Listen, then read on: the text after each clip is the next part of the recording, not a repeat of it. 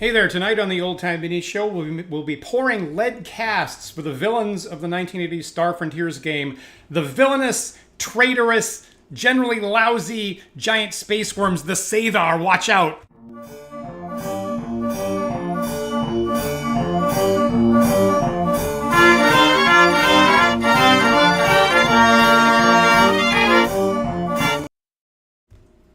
And welcome back to Dan's Old Time Mini Show. I'm Dan. Hopefully you're either discovering us for the first time or you're a returning viewer, and either way is fantastic.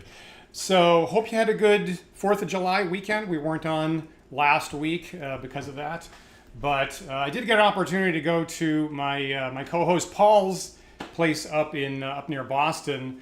So hopefully you caught our Sunday show this past Sunday, D&D on the Clock, which was kind of fun because we actually had the show just a little bit shorter than normal on an actual timer because I had to run to a bus at the immediate moment that the show normally ended. So hopefully you saw that.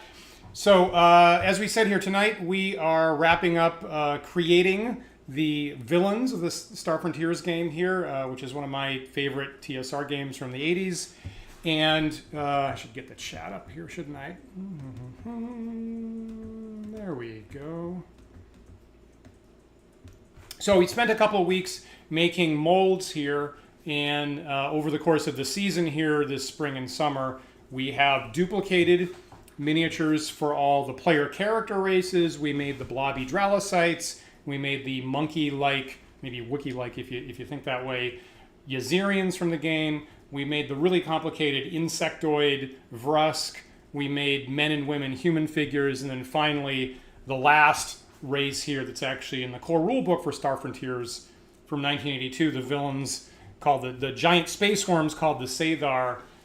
We spent a couple weeks making these molds here that we're going to crack open and see if we can actually pour our lead model metal and actually duplicate a couple of these. Again, I actually am running a Star Frontiers campaign at the moment. We should be playing another session of that tomorrow night, as a matter of fact. And the Sathar haven't shown up in person yet, I would say. But I definitely want some of these miniatures for real on the tabletop whenever they do show up at some point. The Restream bot is down. Bacchius, thank you so much for pointing that out. Can I... Oh, is it on now? Thank you so much for checking in on that, actually. I had a little bit of a delay here starting the stream, as a matter of fact, and I was a little concerned something might be a little bit generally delayed on the interwebs at the moment. Hope Ogre, space leeches is one way of thinking about them, sure. Frankly, whatever the worst thing you can think of, that's the Sathar. Yeah, they have no redeeming qualities whatsoever.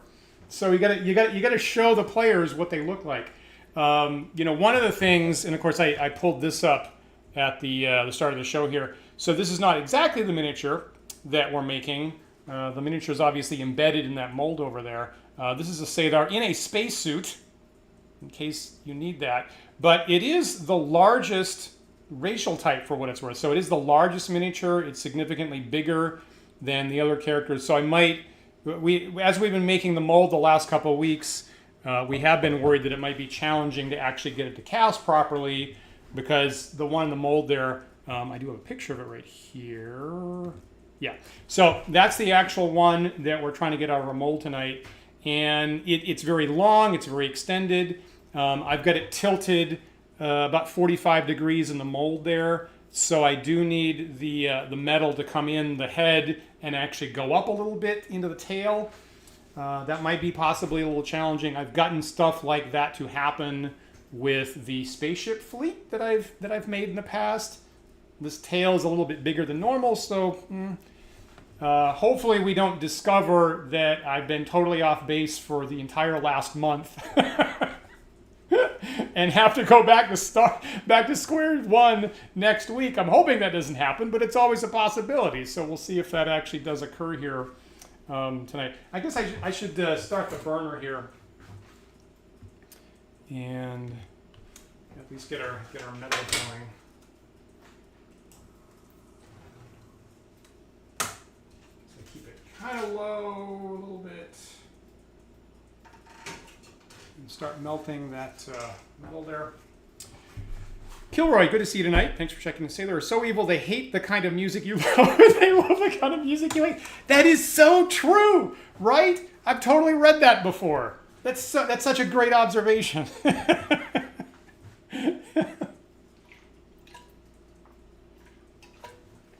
Yeah, they hunt the spaceways for puppies so they can kick them. All kinds of stuff like that. Again, this is from the 1983 box set for Star Frontiers. And if you've never heard of this game, this is from TSR, the creators of Dungeons and Dragons. And it was their science fiction game in the mid-'80s. You know, so to my players, frankly, I have been saying Star Frontiers, it's kind of like Star Wars or Star Trek or something like that. And after a couple sessions, my players have said, this is nothing like Star Trek. It's basically Star Wars is what they've been saying, partly based on the artwork and the DM screen and stuff like that. So yeah, it pulp science fiction, right? It's I guess it's a lot more Star Warsy than Star Trek-y. I guess I have to grant that. All right, so let's start opening up the molds here and see how we got. So for what it's worth, I do have two. And what we've discovered is it is kind of efficient to have one mold that you pour and then let cool off for a couple minutes, work on the other one. So what I do have here, this is the actual Sathar mold here, again a little bit bigger than normal. And then along with it, I made one of the robot miniatures, which comes in a separate set. And this is one of the combat robots. The Sathar do usually show up with either bioengineered monstrosities, or combat robots or warbots or something like that. So when they do show up, I want them to have some companion, you know, combat assistance, which is definitely in their wheelhouse. Oh my God,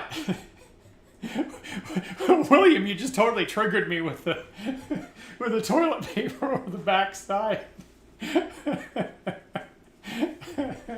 You know what? Gum under the seats, gum under the desks, mandatory. Yeah. You know, actually, what really is actually canonical is common household pets in the Frontier. They will take and bioengineer into terrorist monstrosities. That actually is a thing that's probably going to come up tomorrow night. Don't tell my players, but that actually will be a point plot tomorrow night, as a matter of fact, right? Ooh, never return their grocery cards. Always double park. That might be more of like a New York thing, but... All right, so let me open this up, and we know that part of the lesson over the season that maybe I have had to recollect, or some viewers have assisted in highlighting for me, is that to get the metal in all the little extremities, you need to get the air out usually by cutting some air vents in. And sometimes just a little cul-de-sac to push the air into is enough, or you have to cut it all the way to the side to let the air out. And I don't think I've ever ultimately I always have to do it. I still haven't started off doing it, so I don't know right this second whether I should just cut an air vent into the tail or not. I suppose I might as well. We know that's going to have to happen, so maybe for the first time I'm just going to start off and doing it right off the bat. But let me open it up, see what the mold looks like.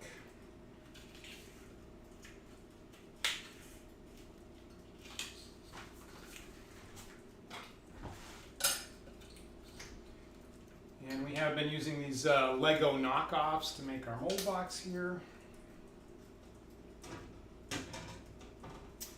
Okay, now one thing you might recall is about a month ago, the last time we were in the kitchen casting our miniatures, I had to break in a new lead ingot that was bigger than my ladle. So we had kind of an exciting moment where I had this double-sized lead ingot sitting in there, partly melting. And then I had to, once the bottom had melted, I had to grab it with a pair of pliers, I think is what I did. and everything got so messy and so hot that the handle of my ladle melted off. And it got about to fall off. So I've had that happen in the distant past, and once it cooled down, it was still okay. But I can tell it's loose. Like it's a little jiggly already, and my miniature metal hasn't even melted yet tonight. So unfortunately, I think I'm going to have to grab some kind of instrument to hold that securely again. I guess I was using the pliers for that too, right? Is that what I was doing? And then that also, I guess that suggests I should probably upgrade my ladle. That probably is not great.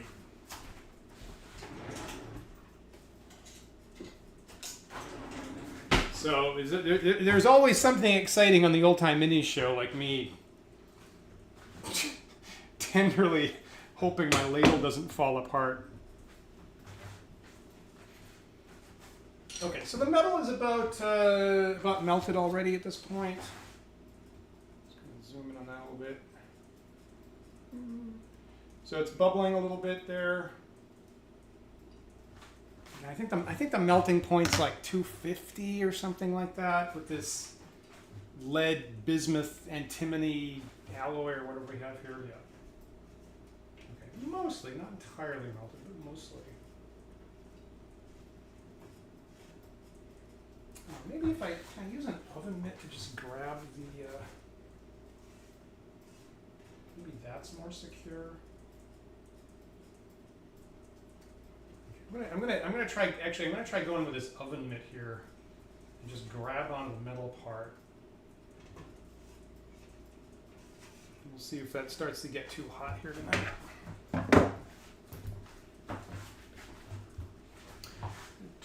Okay, let's see. So I'm supposed to preheat the mold is what we discovered. So anything you can do to get the metal to pour in cleanly and fully is good. So I guess we've discovered. Once I get this out here, I'll start preheating the mold.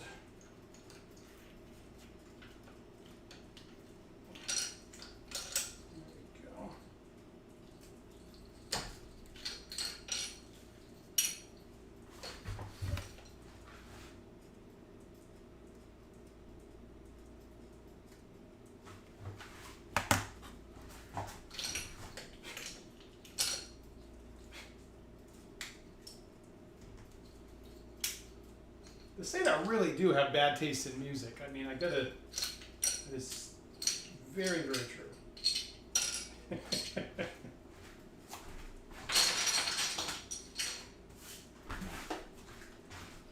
All right, what do we got here? Okay, so here's our Sathar mold.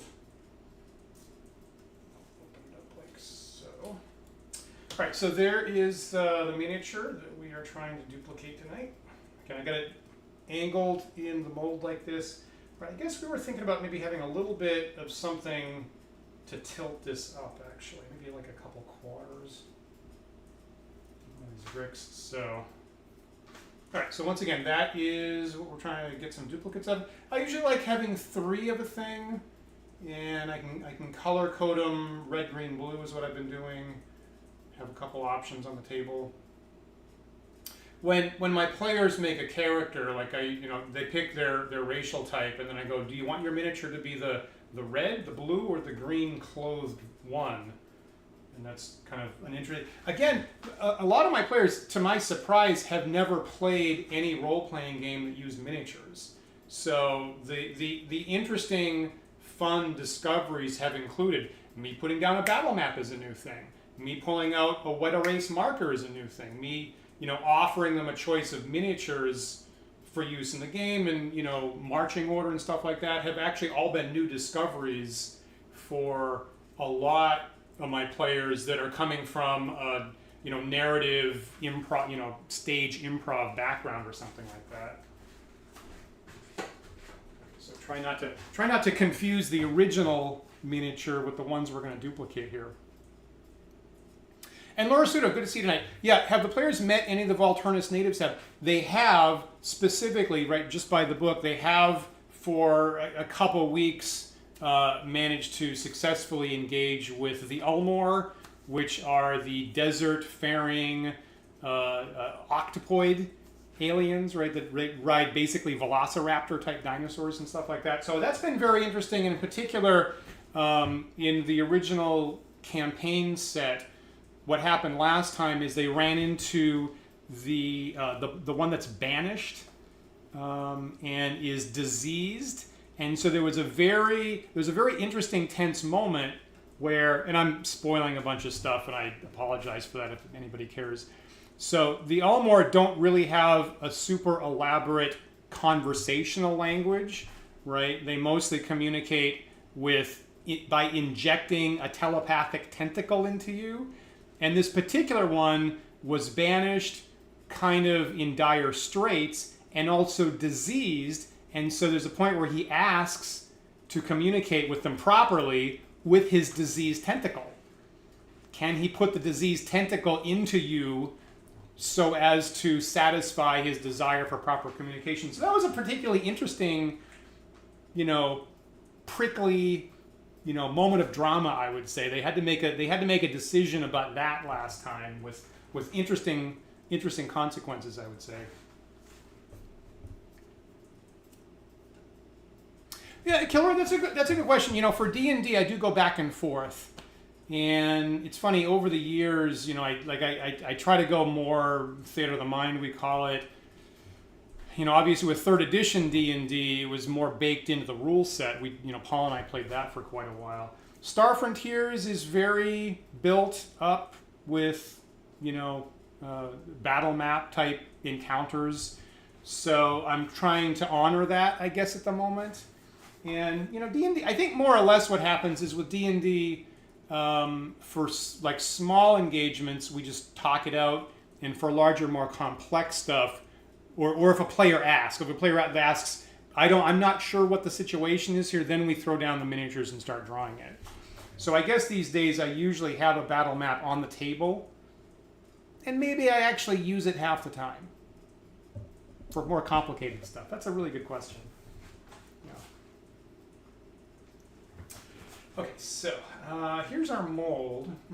I should have had this sitting next to the burner the whole time to pre-warm it. But I am going to go in here, and I actually am going to, I'm just going to cut an air vent in the tail. I really don't think that can hurt. So I should do it on this side here.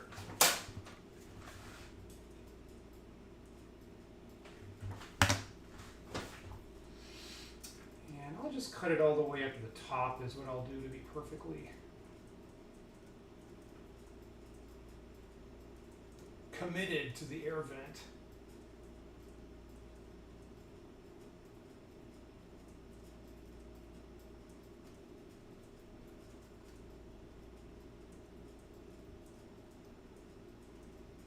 Get out of you.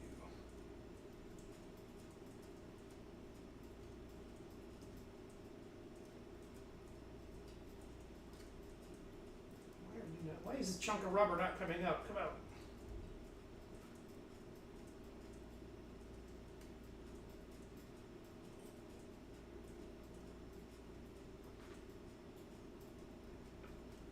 The funny thing is, so we opened up a new amount of rubber compound, I think, 2 weeks ago, I guess, two episodes ago. And so this rubber is fresh, it's very flexible, and when I hit it, when I try to cut into it with the craft knife, it's very common that it just kind of bends away. So I kind of have to work at it to actually cut stuff off. It's not too surprising. Again, if you go back 3 episodes, I was trying to use the last remnants of a bottle of compound, and that turned out to be a huge failure. So don't do that.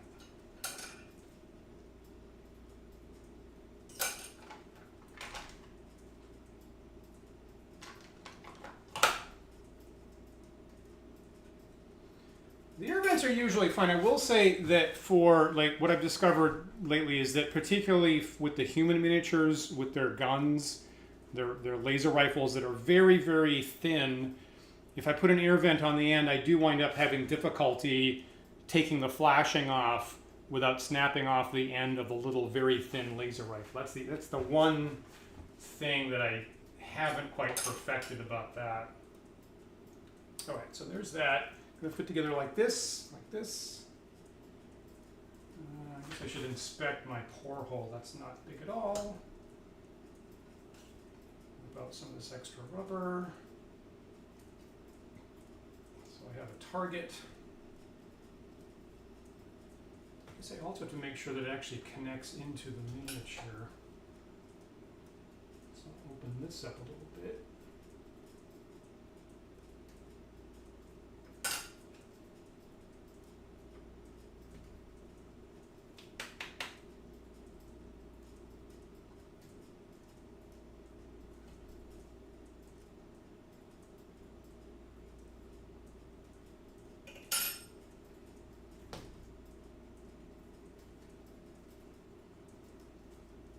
So that's a pretty good target there. I think I can hit that.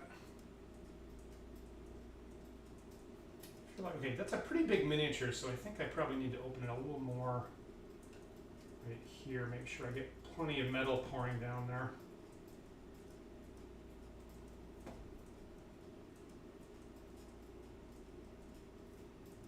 Okay, I'm going to sit this next to burn a little bit and just let that warm up.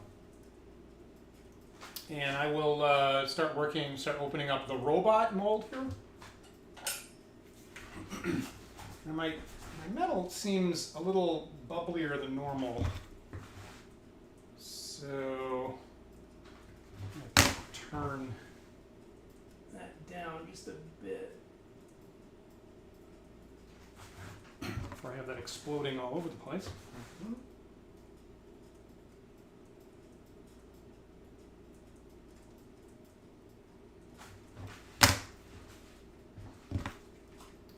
Open up our robot here. And, let me just point out what, well, I guess you're going to see this in just a second, right?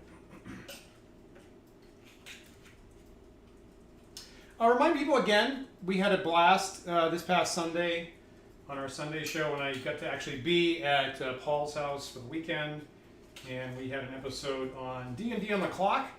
And we got to talk about sessions that have some kind of real life timer element, and we were actually timing ourselves in a just slightly abbreviated Sunday show. So we had to talk about timing issues, watching the clock, and also the discussion of what happens if like some kind of emergency, like a fire alarm goes off in the middle of a game. That came up as part of the discussion, I'll say. And as usual, we had our very kind, very helpful viewers ready to call 911 in case we actually had an actual emergency. So as I look at my bubbling metal, again, if I suddenly get splashed by a giant wave of molten lead, yes, feel free to call. And I'm incapacitated on the stream, feel free to call emergency services. It would be greatly appreciated.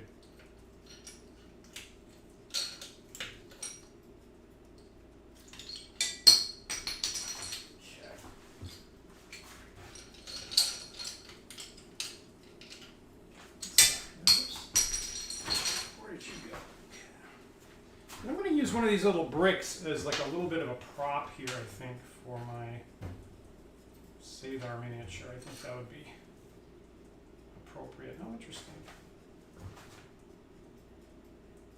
I have set like the Sathar mold has like kind of an unusual divot here. I don't know if it's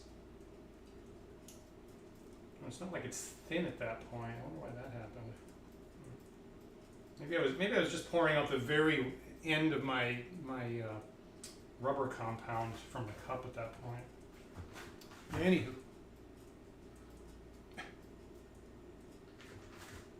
Paul's house was still standing when we got back, when he got back. Yes. I did check in with him later. Everything was okay. Which felt good. All right, so here is our combat robot here. It's going to be coming along with our... It's an evil combat robot.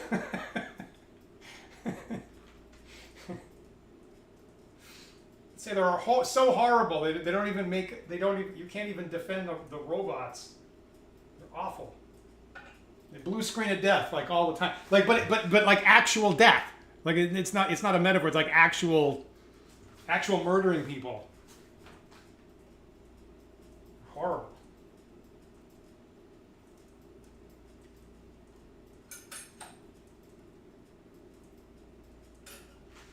All right, I'll open this up a little bit more. Actually, that looks pretty good to me.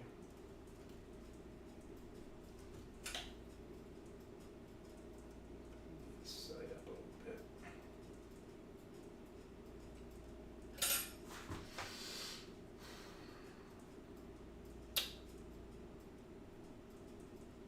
I'm trying to decide whether I need to cut an air vent into this guy's extended arm. So, once again, here is our combat robot miniature. If I can get it in focus.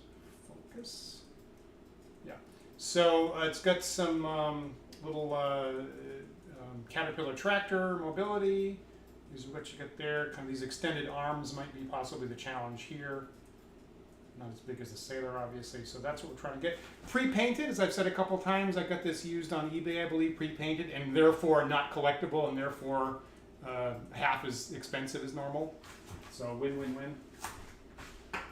The way I look at it. You know, I think it was either 1 or 2 nights ago that I actually put in a bid for the last boxed set of Star Frontiers miniatures. They only made, so including the spaceships, 1, 2, 3. I think they made a grand total of 6. Right? They made 3 box sets of role-playing characters, like PCs, more PCs, and robots, and they made 3 box sets of spaceships. So good guys, Sathar, bad guys, and then what they call privateers, which are like. What am I looking? What like not pirates, but what am I looking for? Letters of marque and stuff like that. Anyway, so I put in an order for that. So I will have collected them all once that gets shipped in. At long last. I probably don't really. Admittedly, I probably don't need that last box set, but having had 5 out of the 6, I was committed at that point. Okay, and that porthole looks pretty good. Again, I'm taking over the kitchen for this kind of stuff, so if you, your beloved family members, ask them that it's okay if you get into this hobby. You do have to have very kind, very understanding family members if you're going to get into this.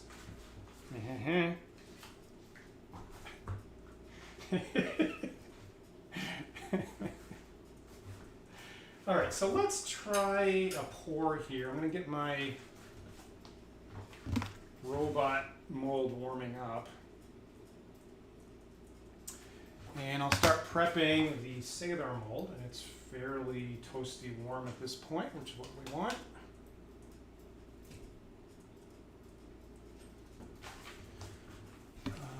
If you've watched before, you know what we're going to do here. I'm going to take some talcum powder and kind of lightly tap it.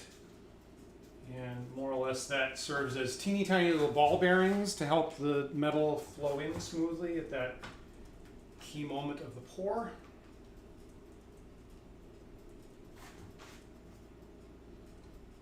It's this tail we're worried about. I don't think I've ever gotten a successful first pour. Pretty sure that hasn't happened yet. Well, you know what? I need new. I need new plates because this is larger than normal. I just realized. Give me a second to make that.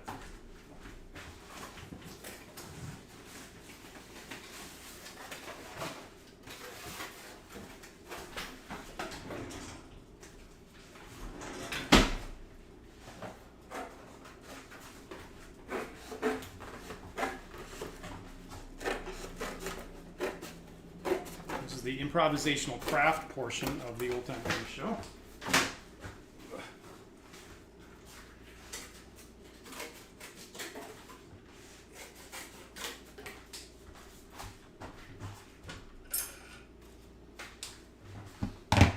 Fortunately, part of my setup is to have a pencil specifically for this moment, and I'm glad I have it on my checklist.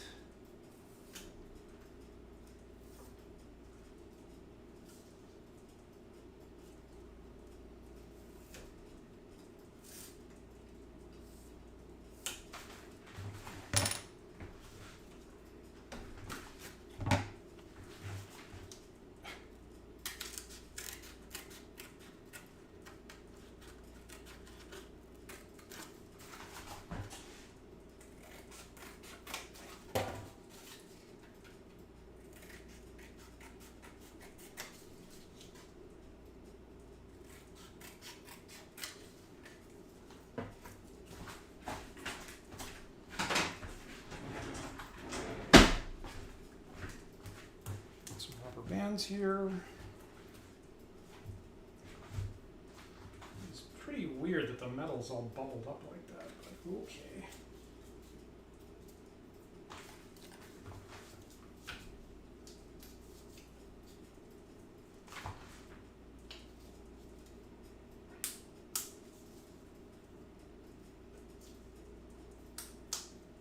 You know, so I'm having this deja vu that from my spaceship fleet, that as the molds get bigger, you have to put more work into clamping them. So maybe for this, I'll just put a couple extra rubber bands on it. But I do recall that back when I made the Good Guy battleship, which is the biggest thing, and also the Sathar heavy cruiser, I think I had to go get like industrial-sized carpentry clamps to clamp the thing shut and not have the metal pour out the seams. I think this will probably be okay. The other thing is if I miss the pour hole and hit this rubber band, it's going to immediately snap and fly off, which is always fun. Okay, so let's try this. I guess I'm gonna try. I'm gonna try it with just being even, without a supporting mechanism. And I might have to tilt it up like this by the time we're gonna. I'm gonna try it pour like this and see how far we get.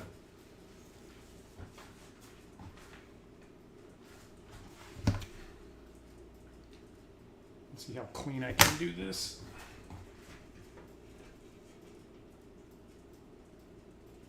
That wasn't very clean at all. That was super messy. I fear that not very much went down. That doesn't seem like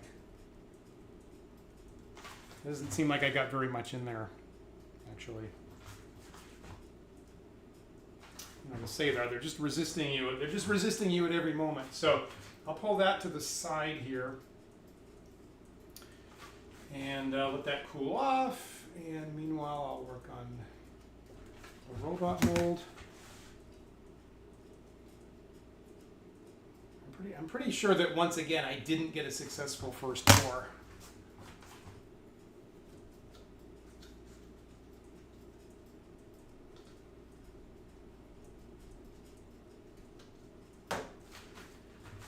Usually, I've managed to get these successful within my normal 2-hour limit that I give myself. We did have the night with the super complicated insect Vrusk miniatures that I think took, I don't remember how long that stream went. It was 4 or 5 or 6 hours or some crazy thing like that. And of course, once I got into it, I wasn't paying attention to how much time lasted or how I physically felt at that point. I was gonna get the miniature to work no matter what. Using all the big rubber bands now, is that what's happening?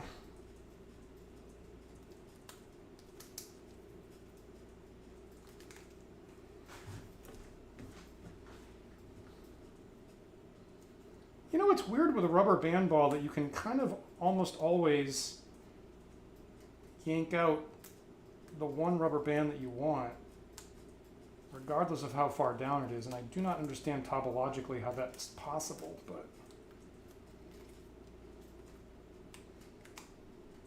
okay, I guess I can't get that one. Okay, well that solves that question. That's not true. counterexample.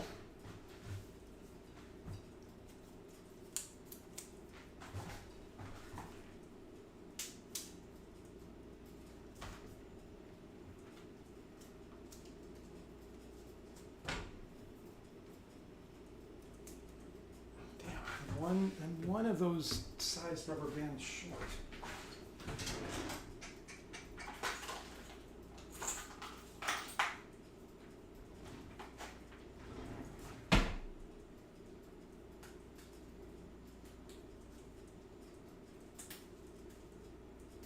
No, I did get it. Okay, I did actually get that. So I think that statement is true.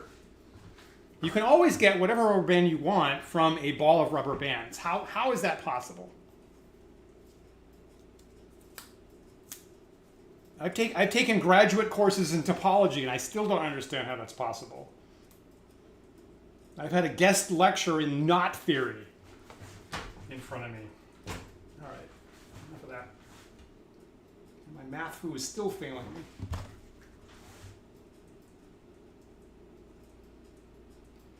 All right, let's see how we can do with the first pour of our combat robot. Evil combat robot, that is.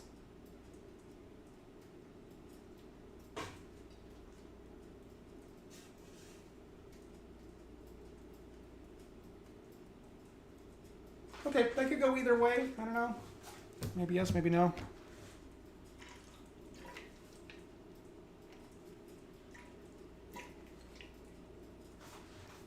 I use this opportunity to remind you, I really like this hobby myself. I like, being able to return to something that's purely concrete in the world, get my hands literally dirty with it, feel the heft of something that I'm actually creating. It is, it's certainly outside the normal scope nowadays of, most people are designing stuff in 3D software, and then 3D printing it is probably the more customary thing nowadays.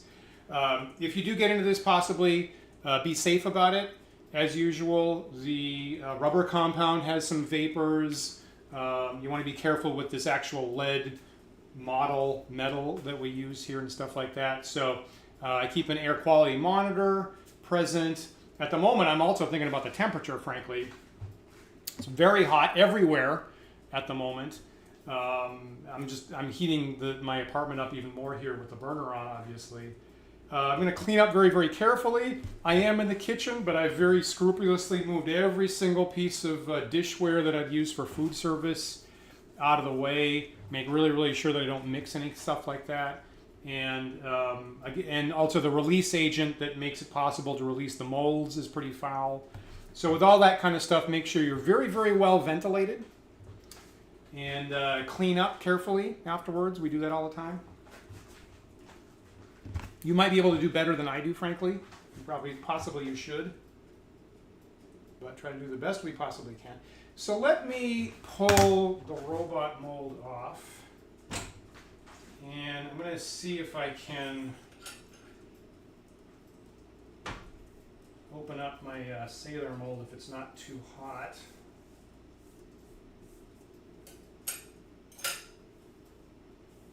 Usually just takes a couple minutes, usually. I am a little bit aggressive about opening it up, but usually a couple minutes. Longer, the bigger it is, obviously. So the more mass, the more volume you have inside, the more it's going to trap the heat. So small stuff, just probably a minute or two is perfectly fine, then I can handle it. It'll be warm. Probably the Sathar here will probably stay hot longer.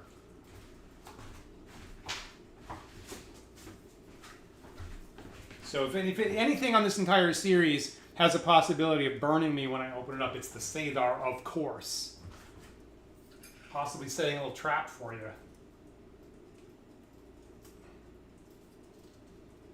Okay, so I'm going to be a little careful here and see if this is okay for me to open up.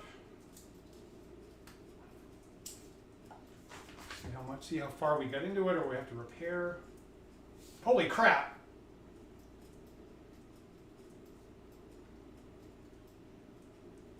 All right, so for 3 weeks or so, 3 episodes or so, we've been worried about that tail, right? So with a little bit of an air vent, right, you can totally, to my astonishment, frankly, that actually did work the first time. And you know, in my experience, I've had this before. You can totally have metal come down and flow back up. It will totally do that. That air vent is kind of necessary for that. Notice how neat that is. There's not even any flashing. There's no metal went up into the air vent. So if you cut it just the right size, you can have really good results like that. And that I didn't have to tilt it up or anything like that. That tail came out perfectly well. Huh? Okay, now what didn't come out is, again, their very pointy little thin laser rifle. It got pretty close. I believe if you go back an episode, we were working around that, again, that very thin little area, and I had a little bit of rubber, a little bit extra rubber folding over that spot. And one or two of you guys said, Dan, you better take that little piece of rubber off. And I tried, but I do think that that part didn't come out. But the rest of it did. The rest of it looks good. Can I handle this at this point? Yeah, it's fine. It's a little bit. Okay, so I'm probably going to have to open up this laser rifle spot and possibly put an air vent here. And that's the thing that's then going to be tough to clean up. Because if I do get any flash at all in the end of the laser rifle, that's going to be liable to snap the end of it off. all the tapewormy goodness. That's the important part. Maybe he's got a sawed-off laser rifle. That is totally illegal in frontier space. But man, you know, you can't put that past the Sathar. They'll totally do that. It's got a submachine laser. You know, I wouldn't mind actually using that, frankly. That's actually weirdly not terrible. Right? That could be like a laser pistol. They do that.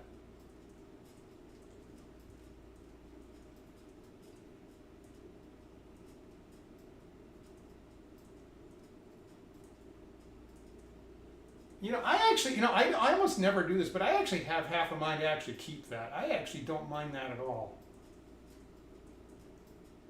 Okay, now this pore hole is going to be probably the hottest part. Let me try to gently get that off. Yeah, look at that.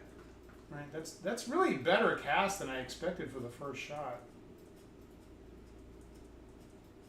I really don't mind that. All right, I'm gonna call that a win. Actually,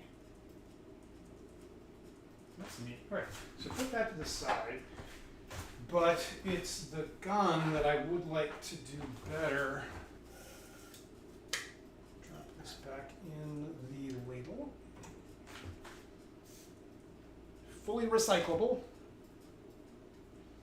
I was talking to one of our good friends over the weekend, actually, that does do a lot of design and 3D printing, and they were saying, I have a printer that will do multiple colors, right? Like it's got 3 colors that you can print with, but the problem is it's only got one nozzle printing, so every time it switches, like on a layer from one color to the other, the nozzle has to get pulled off the side, squirt out whatever current color is sitting in the nozzle. That's just totally wasted.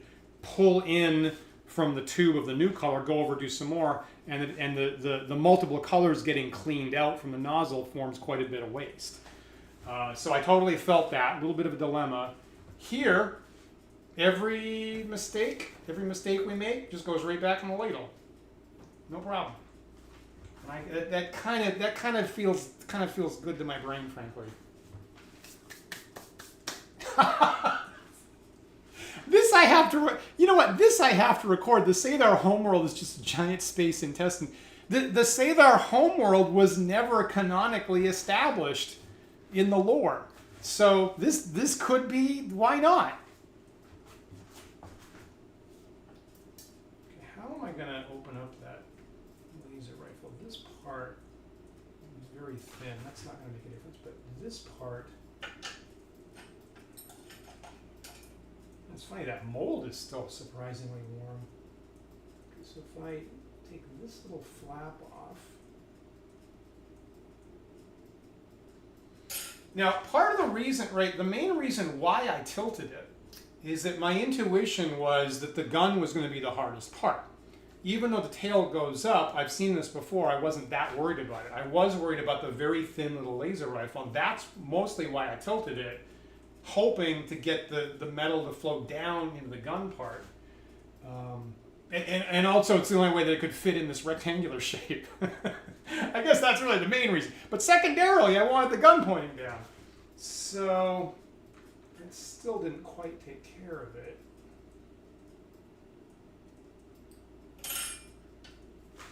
Pull the original up here. Okay, now the original has this, I guess, little sighting thing, right, on the tip there that pokes up. I'm going to call that like a gun sight. So I think I'm gonna carve an air vent in there, and then if that turns into some flashing, you know, that actually sort of fits the mold itself already. So I can, at that point, I can adjust like how big the little aiming reticule is. I think I'm probably going to need to do that. So.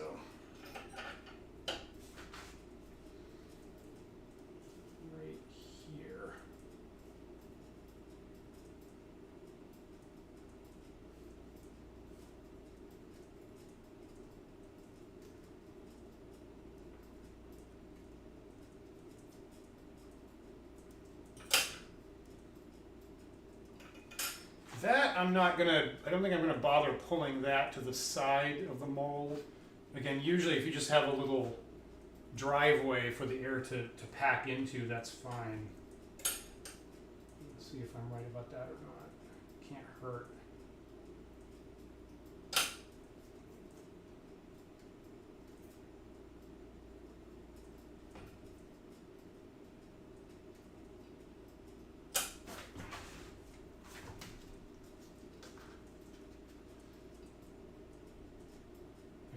Can we get the laser rifle?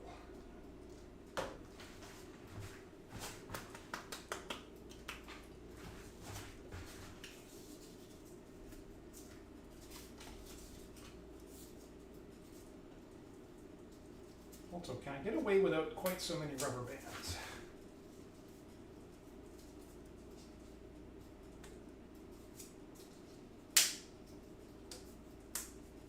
Why is that one twisted?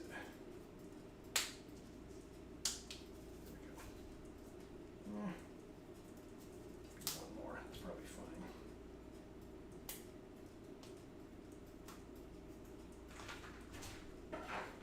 All right, let's do a second pour with that. Try not to splash it all over the place.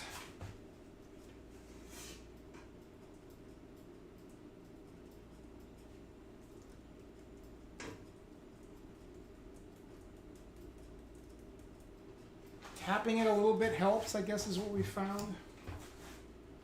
Before it fully cools in there, before it solidifies. I feel like my intuition should have been there. Should have been more metal pouring in there, but maybe I'm thinking about the much bigger spaceships that I used to do. I was surprised on the first pour that I didn't get more metal flowing in.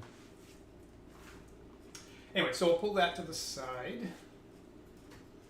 I guess I just don't need that brick that I thought I was going to use. And let's open up the robot and see how much I got from him. Now I guess probably what's going to happen is the arm isn't fully formed, and I'm going to have to cut into that. Would be my guess. Yeah. Okay. So pretty good. So pretty good cast, but again, actually, just the hands didn't get formed.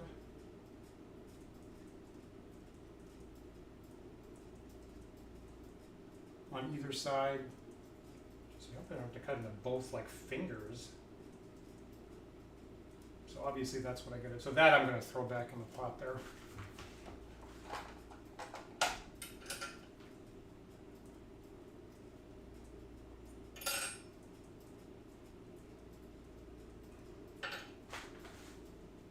Again, pretty good pretty good detail with this method. Generally, you can see the caterpillar tracks well, like all the detail there, the ridges on the extendable arms. Pretty good. I just need to get those. I just need to get those clamps. I gotta practice my clamping.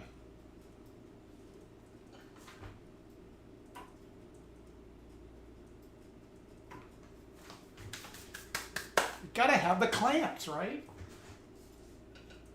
Okay, so that means that if you want the clamps, that's mean I gotta cut into both hands, if not like each finger. All right, that's the short side. This is the deep side.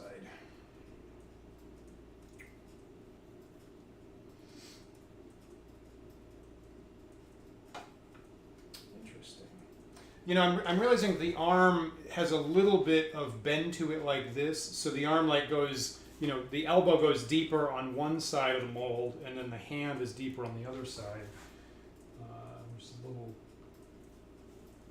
confused, like which one do I cut into then? I think this could bear some cleaning right here. Okay, that was just some garbage from where I didn't quite clean it up properly beforehand.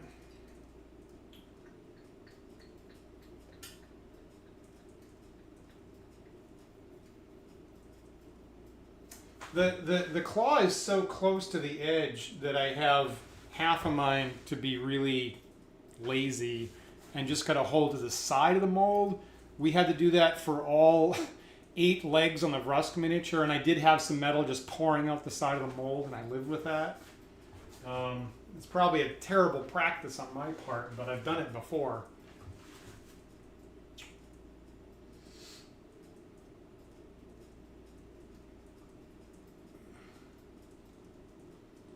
I'm gonna actually do that. I'm gonna do that, and I'm gonna tilt it up a little bit, and maybe I can get away without cascading metal on all sides. Maybe we'll see.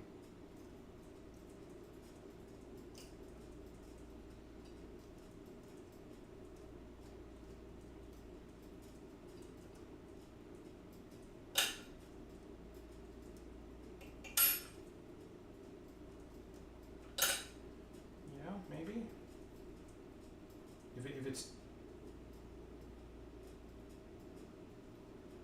if it's too small, the rubber will get smushed by the rubber bands and close my hole, which is not what I want. That's just some garbage.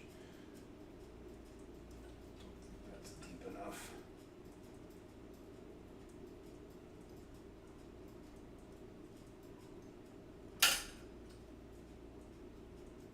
Okay.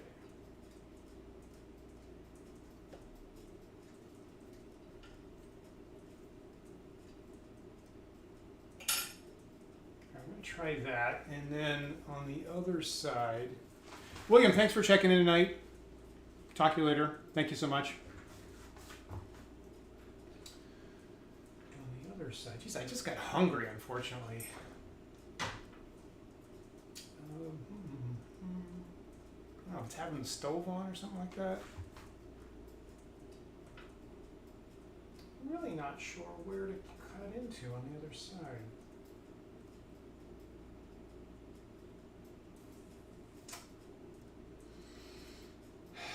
I'm going to do the same thing. I'm going to cut from here to the side on an upward angle and see how that works.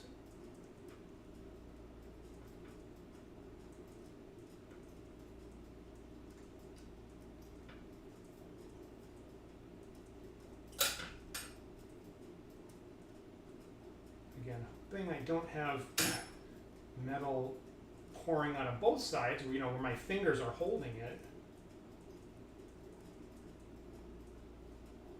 But sometimes you got to do what you got to do. Just a little tiny hole here. Okay, I can see that. Yeah, I can see that. Perfect. Let's try that.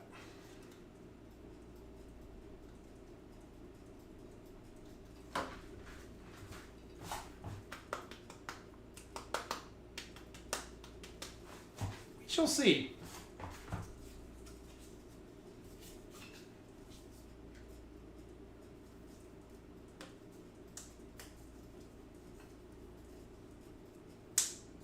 of like that there's always a different problem to solve, frankly.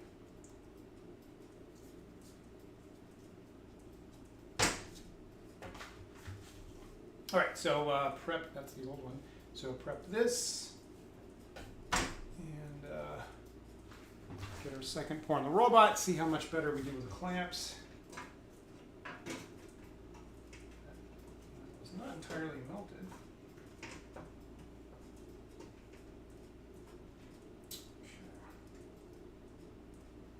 I feel like I had an unmelted chunk fall in there. Yeah, that might have been a missed pour, possibly. You know what? I think I might have my burner down too far now.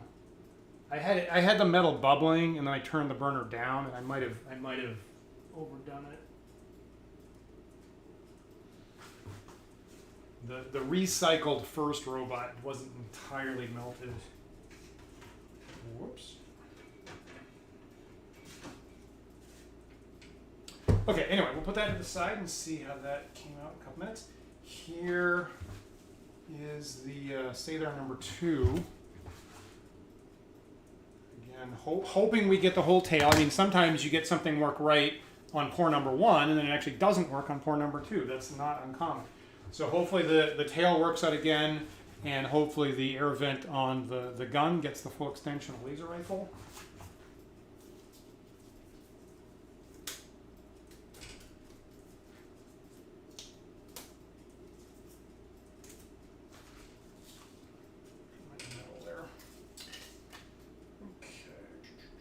Haha, look at that.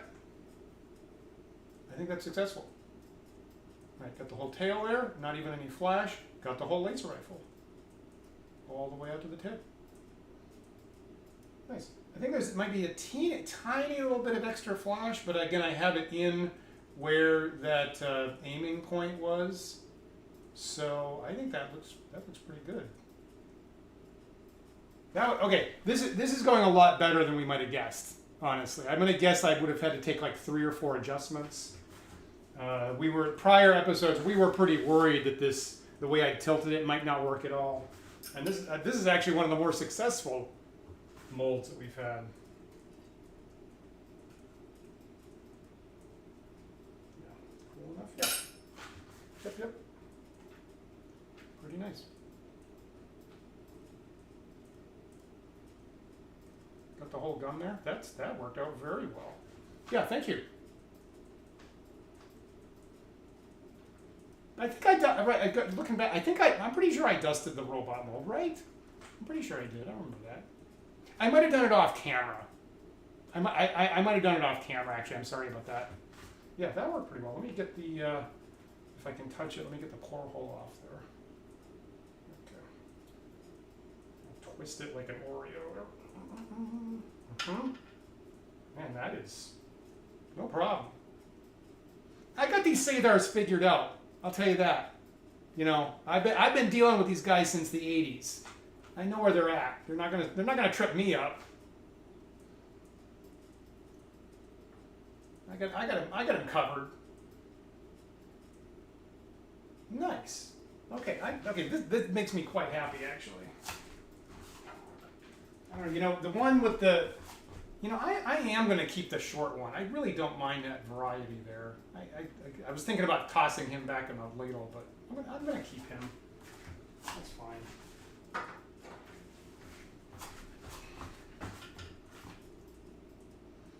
Keep this to the side. All right, so usually I like 3. So we'll prep this for another one.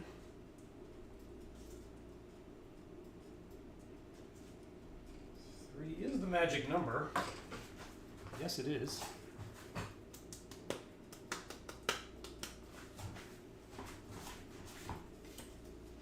But if it's not clear when I do that, I'm tapping the excess talcum powder over my sink.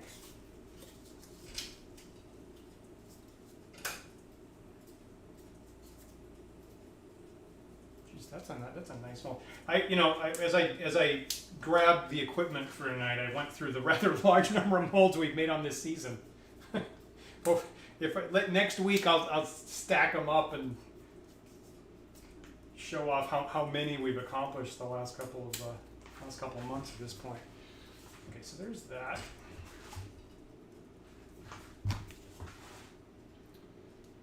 Go for number 3. Assuming my metal is properly melted. I think it is. Yeah, okay, that's clearly melted.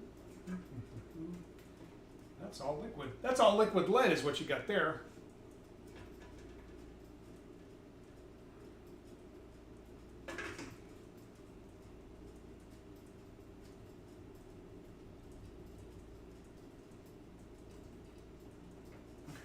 That was one of my smoother pours, actually. Right, so put that to the side, let that cool off over here, and we'll dig into this second robot cast. Now, I think I had an unmelted chunk fall in. That can't possibly be good, but maybe if I misread what was happening there.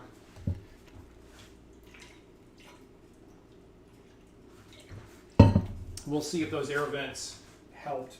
Actually, I wasn't even looking to see whether they poured out the side or not. And the answer is no. So either the rubber closed up or I made it small enough that the metal clearly didn't pour out the side, so avoided burning my fingers that time. Did that do anything? All right. So I don't see the chunk, so maybe I misread that, but I didn't get into the clamps.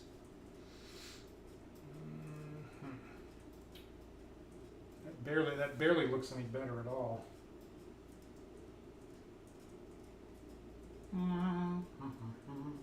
Yeah, those clamps are tough, right? You have these very spindly arms, and then that are bent, and then pretty big clamps on the end. That is challenging. It's funny on the on this side here, right? It's actually connected to the body, so I've got some metal pouring up from the body into the clamp this way, but that certainly wasn't the intent. Is that what it looks like on the original miniature? Yeah, that actually is contiguous. So on the original miniature, that actually is. That's not an error on my part.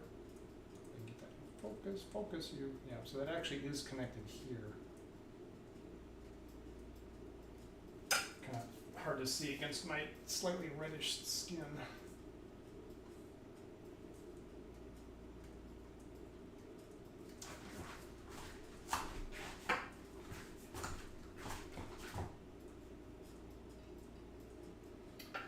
All right, so I need to be a little bit more aggressive about opening that up, I think.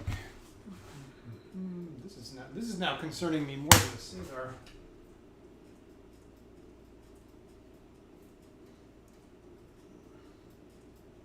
mean, that looks fine.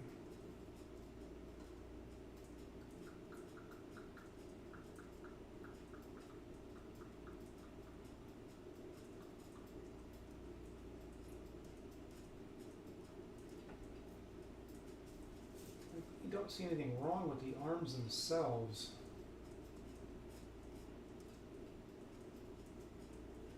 So the eternal lesson here from the Old Time Mini Show is, if in doubt, more and bigger air vents. So I'm just going to cut more aggressively in here and try to keep this going up.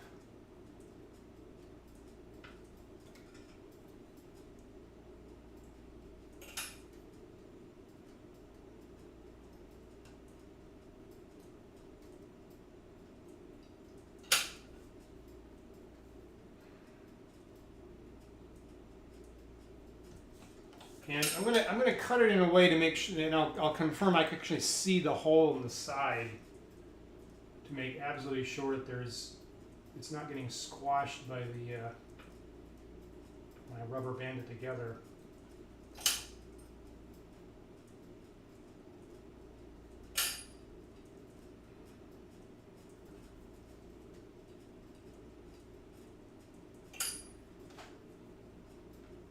So you can clearly see the hole on this side, right there, and you can clearly see the hole on that side.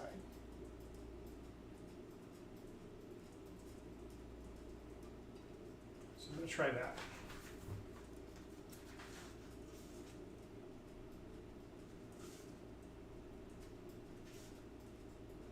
Again, ideally, I just have air coming out and not actual metal. But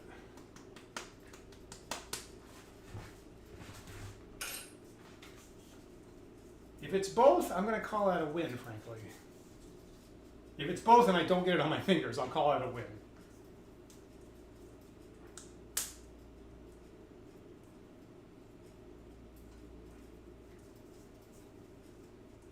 So keeping the rubber bands away from the hole just so I have visibility on what's going on there.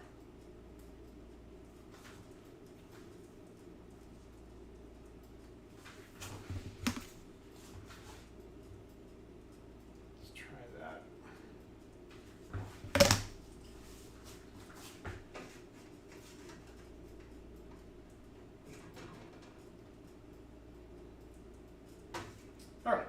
Did you see the stuff pour out?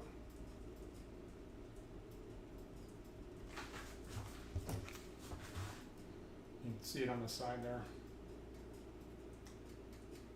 So that is not the most elegant. That's not the most elegant mold. If I was in a college class of mold making, I would clearly get points off for that. So that's not great, but I think that's a sign that the metal got into the clamps, right? It had to get in the clamps before it got to this point, so I'm going to count that as actually a good sign. Did it happen on the other? Yeah, and it also happened on the other side too. It's a little bit, sometimes, you know.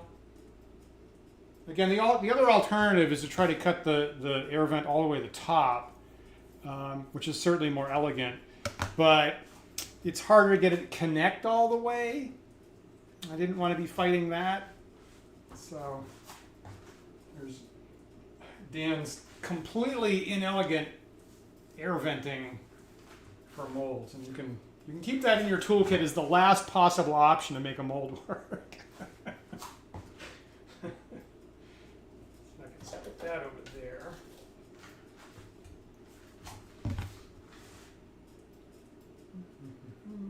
And I have a couple of things that I'll melt back down. So this little piece of metal and this little piece of metal. And this porthole and this clampless robot. Recycle that.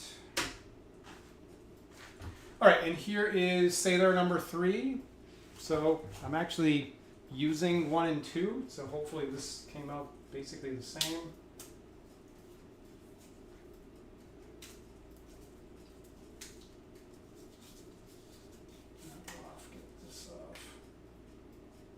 Yeah, nice. Oh, interesting. So you see, so I got the whole tail. I got the whole laser up. Now this time, for the first time, I actually have some flashing of metal running up into this air vent. So it's always interesting how you have just slightly different pores from time to time. So at this point, you know, the mold itself might be warmer than it was to begin with. Now that I've turned up the heat on my burner, the metal might be hotter and more willing to flow places. So that's no problem. I'll just snap that off. The important thing is I got the gun. That's nice. Very happy about that, right? I was coming into the top of the show here tonight, and we've been talking about this for weeks, worried that this thing being big and it being tilted and the tail going up, we were worried that that might not work at all. And I was prepared to just start over again next week if I had to. But you know, all my prior experience was telling me that, all things considered, I was more likely to get this to work than not. But didn't expect the very first 1 or 2 pours to work. I'll say that. Okay, I can just snap off that flashing right now and pour it right back in. Actually, you know what? The nice thing about this pour is the rifle didn't get any flashing. That's exactly the little aiming element on the original miniature. So in some sense, this is actually better than this is easier to clean up than the other one. Super nice. Might as well go for another. Number 4. That's, you know, the thing is I have to paint all of these. The only downside is that I have to paint all of these before I can use them at the table. And for me, that's a little bit of a... So we'll be doing that next week, right? So we'll plan to come back next Thursday and I'll be painting these Sathar miniatures. And yeah, maybe I'll go for a fourth, and then I'll either be grousing about it next week, or maybe I'll gift it to somebody. Carefully get this pour hole off. Great. That came out really nice. I got the gap in the leg, right? Sometimes that fills in if you don't do it quite right. I think we were worried about that at one point when we were making the mold part 2. We've been, when we started off, we were having trouble with, I was getting a lot of bubbles in my mold. And then I was, learning in early episodes how to more carefully pour the rubber compound to avoid that. So sometimes I'd have little, little pebbles basically. I'm not getting that anywhere on the base is where that would pop up. I even got the evidence of my criminality that I got a perfect cast of the copyright mark on the bottom. 1983 TSR, that actually came out perfectly visible. So if the miniature police show up, what's that company that Wizards uses again? I forget the name of it. Oh jeez. That detective agency from the 1800s. Why am I blanking on that?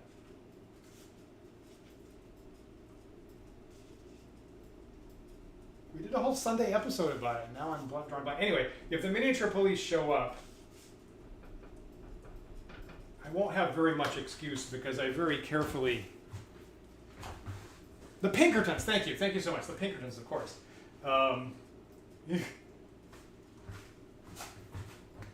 Did I mention that you have to ventilate properly because the vapors can affect you? Did I say that? Pinkertons. All right, you convinced me. I'm going for Sathar number 4. The Keystone Cops. If I have enough metal, actually, that's the only problem here. Is actually I'm going through the metal so fast.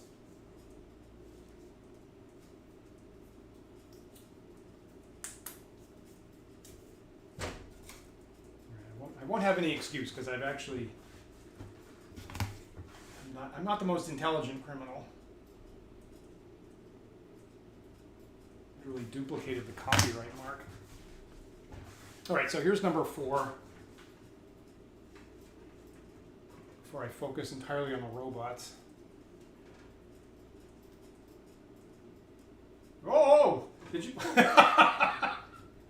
did you see that?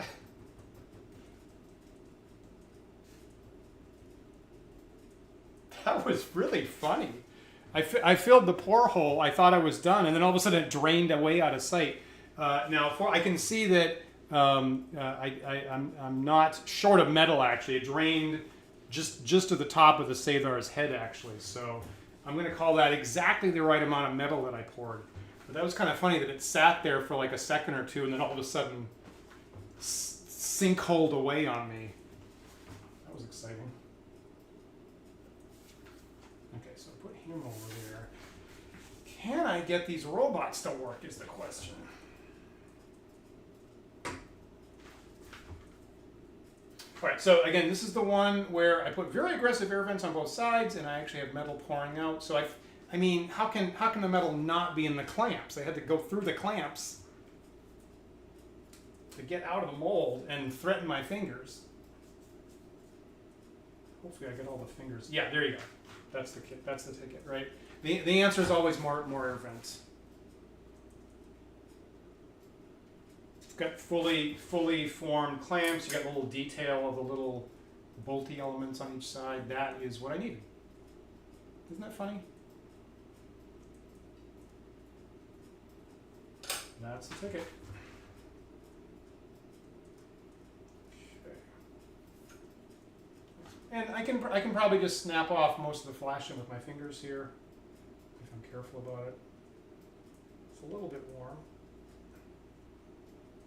And those clamp fingers are a little delicate, so I want to be careful about that. suppose I could use these tweezers.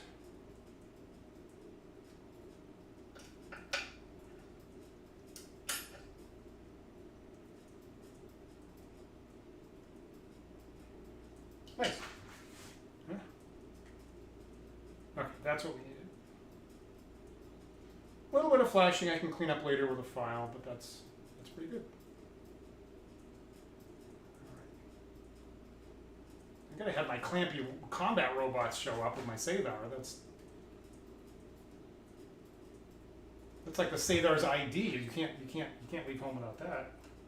Well, I do have a little bubble on the bottom, but that's okay.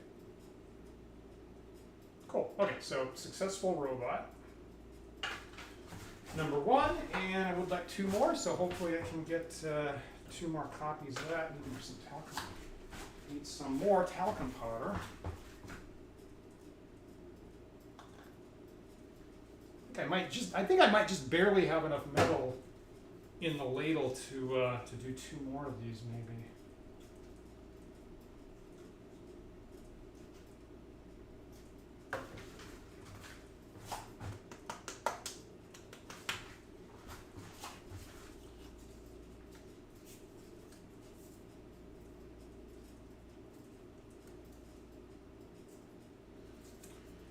Okay, again, keep the rubber bands away from my side holes, because if the metal pours out on top of them, again, they'll snap.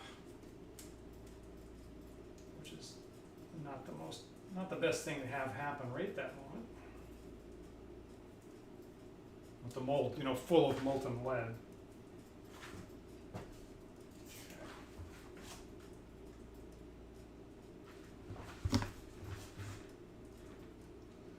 I'm gonna tilt this on the side.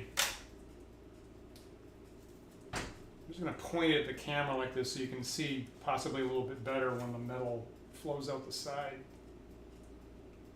Just if that's of any interest at all. So you can keep an eye on that teeny tiny little hole right there. Maybe it won't happen exactly the same way this time, but always interesting to find out.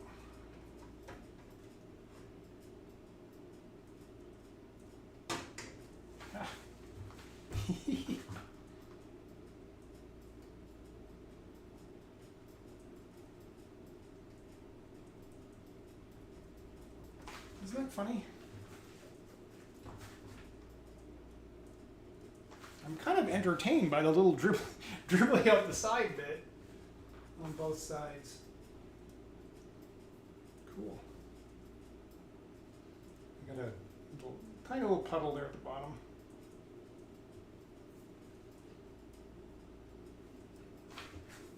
All right, so let's open up.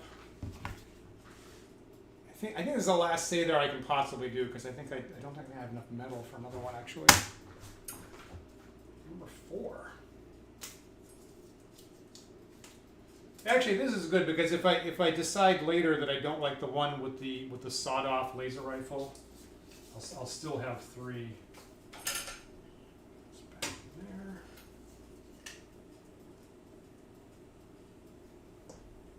Oh, that's not that sucks.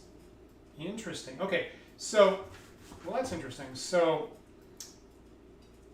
I guess that is the result of that sinkhole that happened. So I poured, it sat there for a second, and then all of a sudden more metal fell down, and I think that's a sign that because when I started I was using 4 rubber bands, right? And then I used 3. And I think on that one, if we rewind, I think maybe I was only using 2 rubber bands. And I mentioned at the start that with larger molds, with larger models, you have to use bigger and bigger equipment, up to actual carpentry clamps for my big spaceships with actual wood braces to clamp it tight enough. And in this case, I guess I didn't have it tight enough that it actually squirted out in the seam in the middle, and I have all this junk.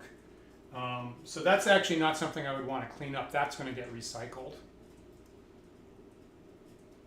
So a little accident there, but that is what I'm talking about with the need to clamp a bigger mold more firmly, specifically so that it doesn't squirt out the middle seam like that. Oh, it came out the bottom. Which at one point we were worried about the thin bottom that I've got on this mold. The miniature's a little bit towards the bottom, but that wasn't the problem. Here, the problem is it got in the seam, and the seam gave way a little bit. Get off you. Yeah, that's one of the mistakes that can happen.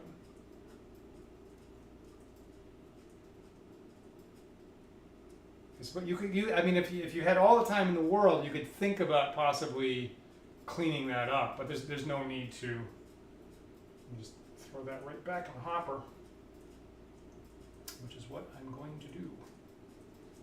Actually, it won't fit in a label like that.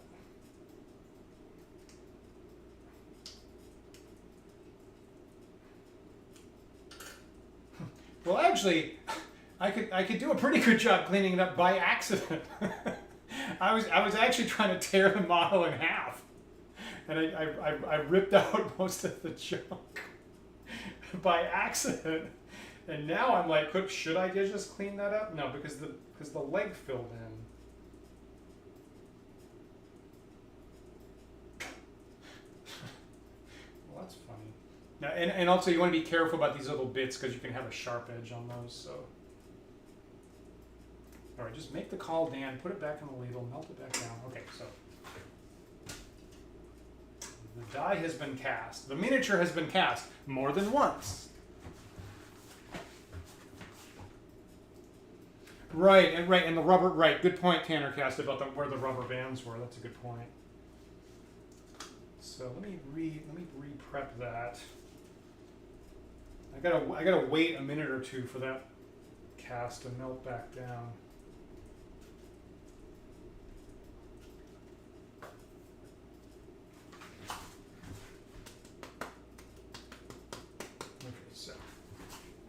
Bigger molds, don't skimp on the rubber bands or whatever you're using to clamp it together. Here.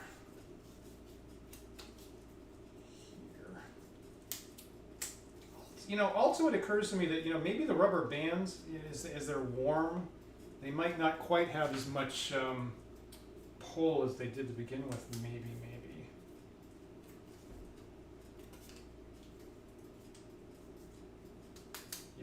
Probably this band on the middle, that's probably pretty critical. Oh, are you melted already? Yeah, okay, yeah, all right, that's totally melted, great. All right, so I might as well just pour this right now.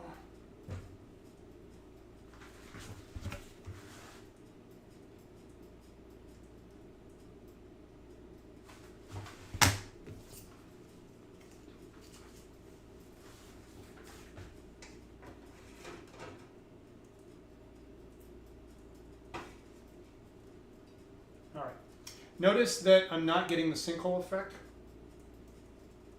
Right, so metal went in, pulled up in the borehole. That's pretty much what happened there. So that's a really better sign. Okay. Do I have two robots?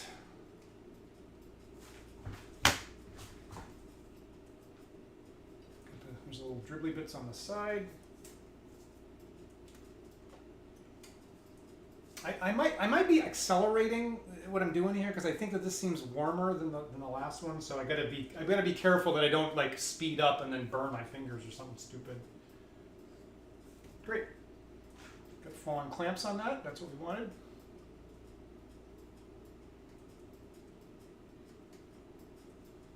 That's nice.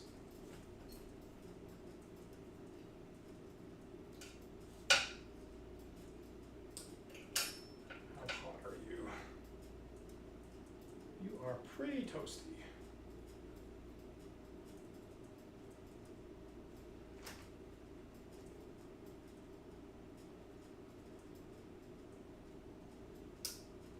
Yeah, I can manipulate the little parts pretty easily, but the big parts are maintaining quite a bit of heat there. Can I touch this?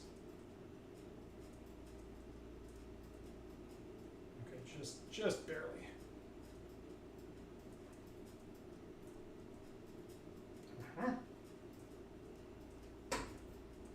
Yeah, okay. Robot number 2. Looking pretty good. I would like one more of these guys. You know, I will say, so one of my players last time made an observation at the end. So among there's in Star Frontiers you have, I don't know, like 12 different skills, right? A very minimal little skill set. And frankly, it's half of them are weapon types, okay? And then the other types are computers, robotics, technician, medicine, environment, and psychosocial. That's your whole skill set. So it was a player that had poured some experience points into robotics skill. And if you're familiar with this out-of-the-box Volturnus campaign, right, they are lost on a completely primitive alien planet, and at least, and they haven't seen any robots, was the totally legitimate criticism. So I've got a player with robot skill, haven't seen any robots yet. So I need some robots on the table. That's a fair point. And a little later, right? A little later, there are colonizers that have brought robots with them. Frankly, so I gotta have some robots in the game for the player that's got robotic skill, of course. So maybe they'll take control of this guy at some point.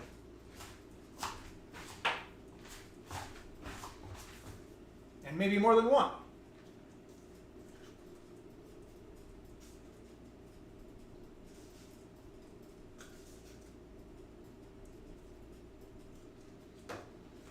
I think before the holiday, because there's kind of an interesting way that robotics characters interact with the robots, and Star Frontier specifies, and it's kind of interesting how many of us are ourselves, computer professionals these days. So every robot has, I think, a main mission, I think is what it's called, and then each of the secure this factory from intruders.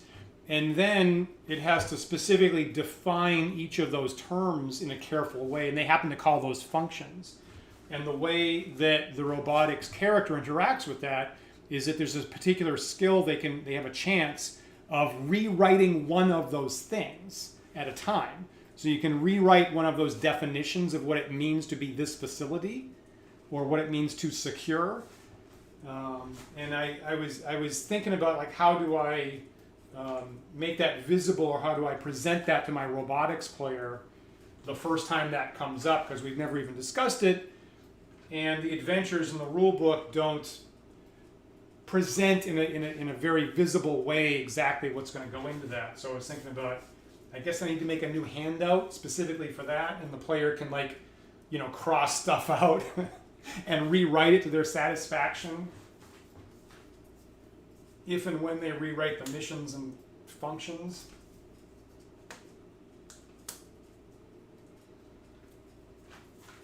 And there's a little bit of risk involved, because you roll, and if you fail, then you have to go to a chart of basically critical failures of possibly bad stuff that might happen as a result.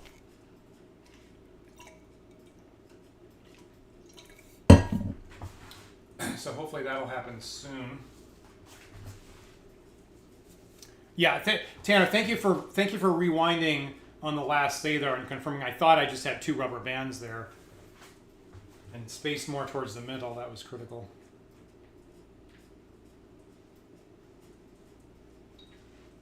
Oh, a flow chart might be nice. I hadn't thought about that. That's a good point. Yeah, particularly with it's a good point, Kilroy. Not all skills are equally usable, and there's combinations of is the referee trying to craft an adventure for these specific characters, which personally I think is not the best idea, because if one character dies in one event, one night, which is always on the table for me as an old school referee, then all this work that you did to tailor the campaign for that one character becomes problematic. Frankly, you have this situation where people, where I didn't tell players in advance they were going to be lost on a low-tech world.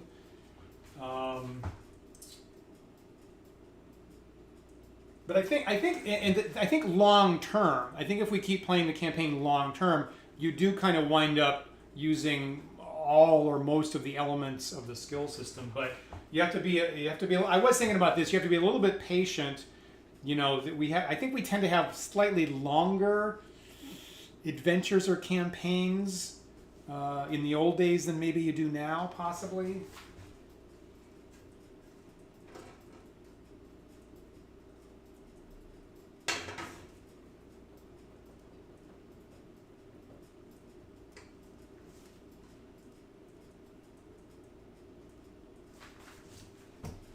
All right, so there's that robot. You can see once again it dribbled a little bit out. Actually, less than last time. Last time it pulled up. So there's that. Put that to the side. That actually might be the last. If that worked, that might be the last one I do tonight. But let's see if we got Sathar number 4. So clearly we don't have stuff oozing out the bottom like last time. I've got full rubber bandage.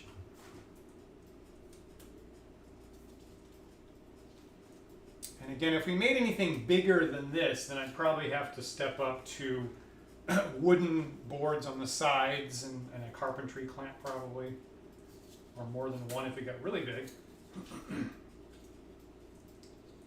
Okay. Now, interesting. That actually didn't work. So the tip of the laser rifle is not there. And I still have, it wasn't as bad as last time, but I still have I think I have a little bit of a seam problem right here.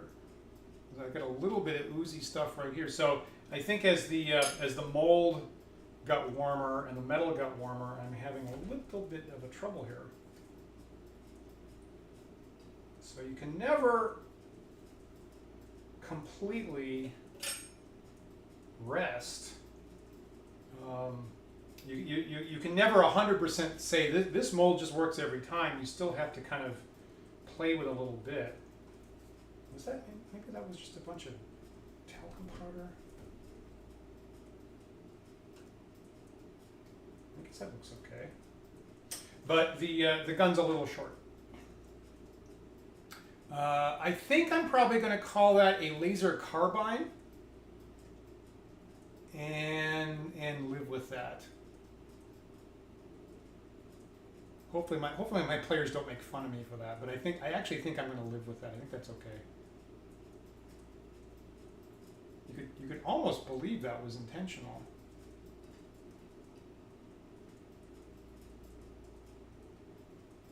For some reason, I really like the feng shui of that. I don't know, a Sathar with a laser carbine that actually doesn't look bad to me. You're forgiven, Lord Pseudo. I like it. I actually kind of like it.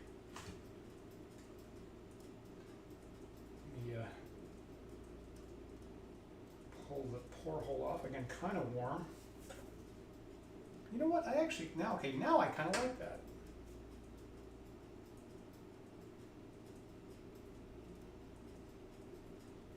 Yeah. Anyway, so the lesson there is you're always playing around with a little bit, right? Something works one pore, not exactly the same way the next,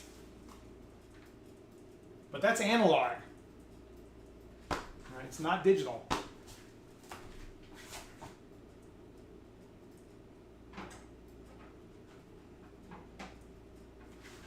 You know, I actually like the fact that I have two Sathar with shorter guns and two Sathar with longer guns. That kind of almost looks intentional, frankly. I actually like the way that looks.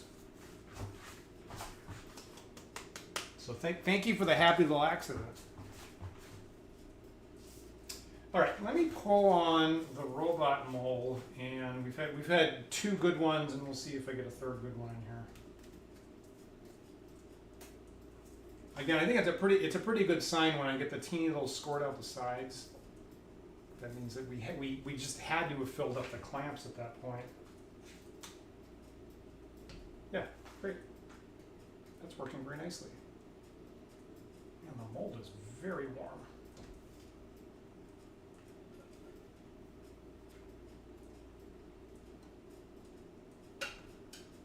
Is that hot?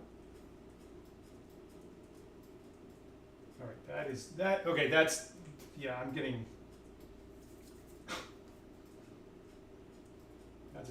That's as hot as I want to touch anything. That's frankly too warm.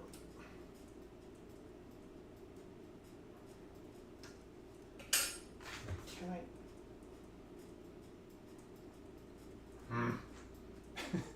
I want. Okay. Laura Suda, if you're taking off, really good seeing you tonight. Thanks for checking in. I want to take this pour hole off, but frankly, it's too hot for me to put my fingers on right this second.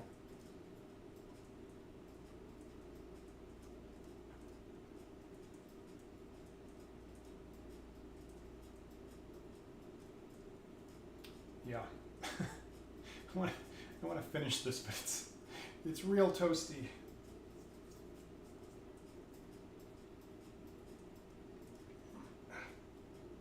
Oh, okay, got it. All right. I'm really glad those clamps came out perfectly well. I really like that detail, little texture detail on the clamps there. That works very nicely. Admittedly, I'm pretty sure that the box, the robots box calls this the combat robot, I think. I do kind of, like, ideally, I do kind of wish that this had a weapon.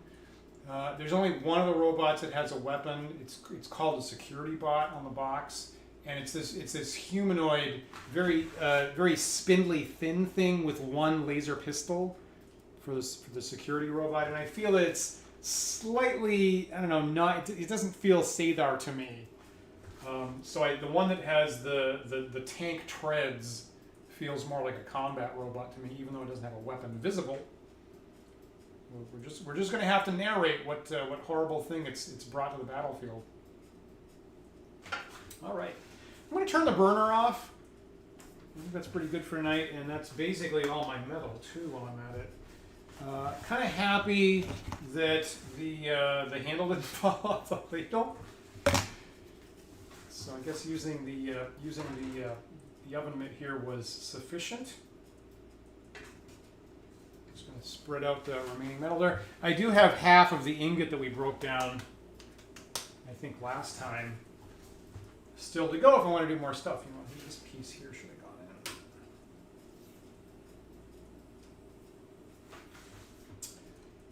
in. All right, so let's take stock of what we managed to do.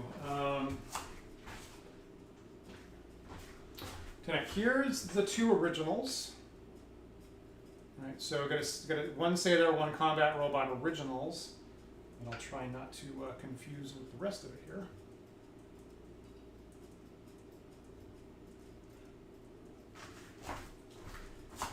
And then by the end of it, we did manage to get 3 of these combat robots.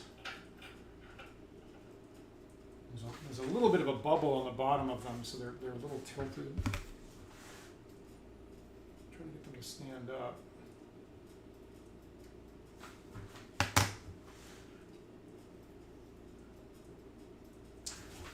And then by the end of it, by viewer demand, we did manage to make 4 of the Sathar. Oh, that's interesting.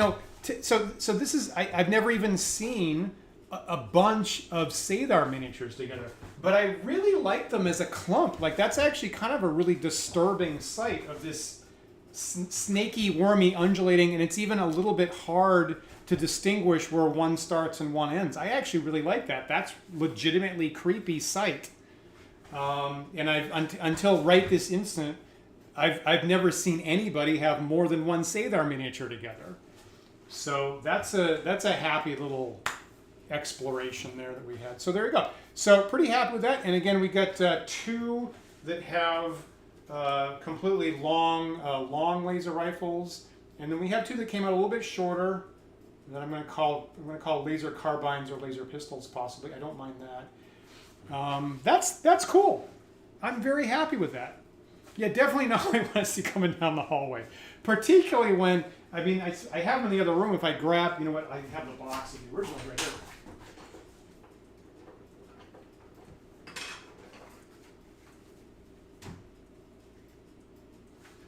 So like here, just put for size comparison, here is your standard human.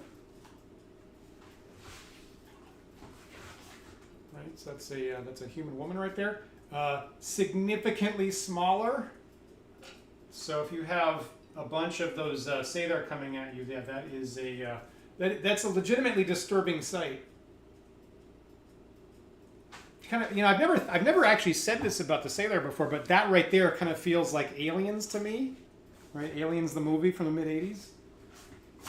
I don't know if they were channeling that when they made the Sathar, but all of a sudden that's what that feels like for the first time to me. The second one where there's a whole bunch, obviously. Yeah, nice. Okay, so you know, starting off really worried about whether this was going to work, and as always, the last couple of episodes. You know, is this mold that I'm working on for a month going to work or not? I don't know. Probably. With a little bit of experience, I could. My guesses while we were constructing the molds turned out to be right. And then if something doesn't work the first time, it's always bigger air vents. That's been the solution every single time, over and over again. So that's nice. So we'll plan to be back in 1 week, next Thursday, again at 9 p.m. Eastern Time, and so that'll be a painting episode. So I'll be at the desk and see how much we can get done painting. You know, maybe kind of briefly try to get it done as quickly as we can, so that it's available for the gaming, and maybe we can add more detail another time. So I'll see if I can paint this squad of Sathar and combat robots, so they'll be available for a game later on. That's what we'll be doing next week, doing some painting here. I probably need, and we successfully avoided me being splashed by metal tonight or being overcome by vapors. So win-win-win. Thank you for being on the dial if you have to call 911. As always. And don't forget, if you're new to the channel here, Wandering DMs, so glad that you found us. We do have a private Discord, and we have a Patreon, and we just have the best viewers and the best patrons having great conversations all the time, very, very smart discussions about classic games like Star Frontiers or Dungeons & Dragons or original D&D, or a lot of us play Call of Cthulhu. Miniatures and model making are all parts of the conversation all the time on our Discord server. So if you'd like to join our patrons, please visit patreon.com/wanderingdms. And even the $1 tier gets you access to our Discord server. So we would love to see you there. If you like and subscribe, you'll see updates for upcoming shows, and we would love for you to join in on other stuff in the future. And of course, my co-host Paul and I will be back, as always, this Sunday at 1 p.m. Eastern Time for more of our D&D chat show every single Sunday. So we'll see what we're talking about this time. And don't forget, we'll be back next week for more of Dan's Old Time Mini Show. Thank you so much for joining tonight. Always so much more fun with your guys' comments and observations, and probably stuff about the Sathar that I actually will fold into my Star Frontiers campaign. I know some of you were joking, but there was actually really good quality stuff there. And I'll actually be playing tomorrow night. So next week I'll have another play report about how things are going on Volturnus for my players in particular. And I really hope you'll join me then. I'll look forward to seeing you next week. Thank you so much. Yeah. Have a good weekend, everybody. See you next time.